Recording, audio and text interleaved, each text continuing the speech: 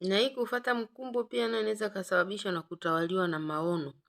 Nishafundisha kutawaliwa na maono kwamba una future ya kuwa kama mtu fulani. Nataka niwe na gari. Nataka niwe na nini?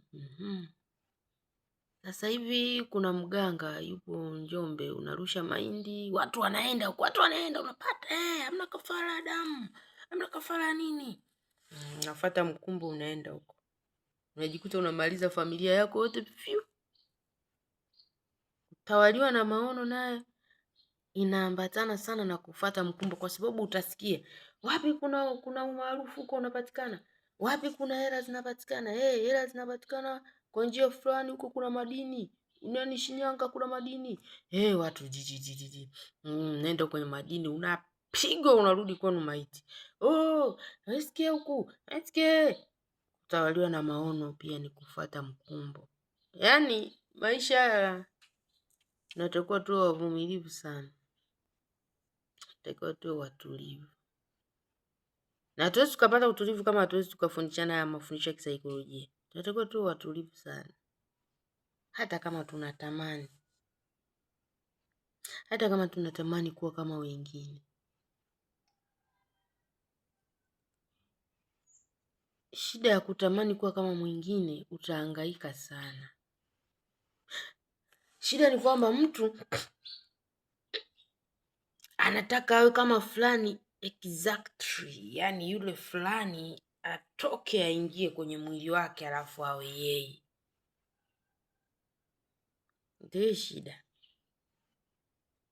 Unaona hivi wasanii wanagombana, sijui wana shida zinazoendelea huko duniani. Hata kwenye mambo ya kisiasa, ugomvi mkubwa, hiyo ni kutaka kwamba ile nafasi ya fulani iwe yangu. Sasa unasikia kwa nchi zingine wanafanyaje?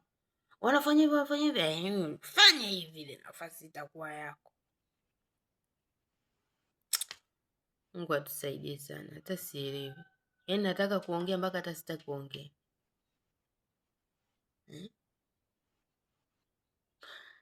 Kuna hii clip nilikuwa naisikia, sio ni Dudubaya, sio nini? Sio nani yule wanachukuliwa wasanii wabaya wanaachwa, wanachukuliwa wasanii wazuri wanaachwa, wanachukuliwa wasanii wabaya hawana hata vipaji, sio? Hiyo yote ni mkumbo, kutawaliwa na maono. Yaani uko radhi uwe mwingine, uharibu kipaji cha mwingine ili wewe uweze kuonekana. Na hii inatokea kote makanisani, dunia nzima. Yaani kwa kweli tunahitaji neema. Mimi hata sielewi. Matokeo unapata msongo wa mawazo. Wewe unafikiri ukiharibu kazi ya mwingine afu katengeneza kwako, kwenye moyo huku kuna kusuta. Hata ukijifanya amnazo, ukijifanya unajikata network, inajulikana tu kwamba umezulumu. Tusifuate mikumbo mibaya sana. Tuwe watulivu jamani, hii dunia hii.